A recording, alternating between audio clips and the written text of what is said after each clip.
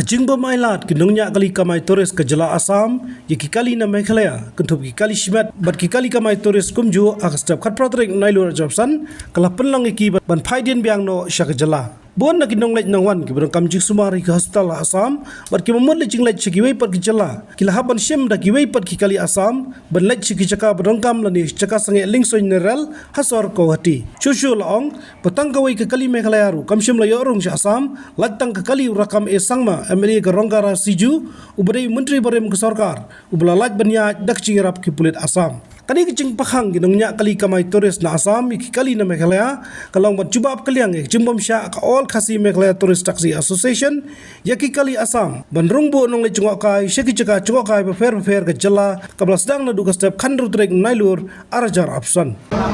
All ML vehicles are forced to return. It is completely non-violent, but ML vehicles are not allowed to enter Guwahati city. Every minute thousands of people are entering, and there are different protest zones. This is right below the Jorabad flyover, and as you can see, ML vehicles are being diverted back to Meghalaya. They are not allowed to enter the city.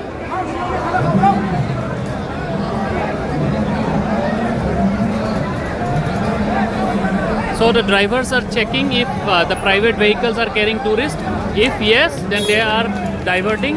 For ambulance and other emergency health services, there is no stoppage. So this is Scorpio.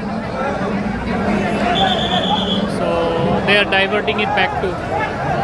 He is carrying tourists. The private vehicle is running on rental, so the drivers are inquiring and he is sending back. Habatin, pej bahagi kishap, kashap plus F. Ka plus F? Hakabam bangibam dunaki eki bataye kamet. Namar kata habathiru atau khau kamlu ka umpnyang kadut pej ya kashap plus F hakajing som. Yaki nutrient kumki vitamin bat ka ayan la icon diat bada ka bathau bha kam kta ika dur jingki marbam kajing mat lani ka rukom shed yaki. Balehi banai kita. Kadon ka we kajing mentoy bakongsan. Kakot kakia.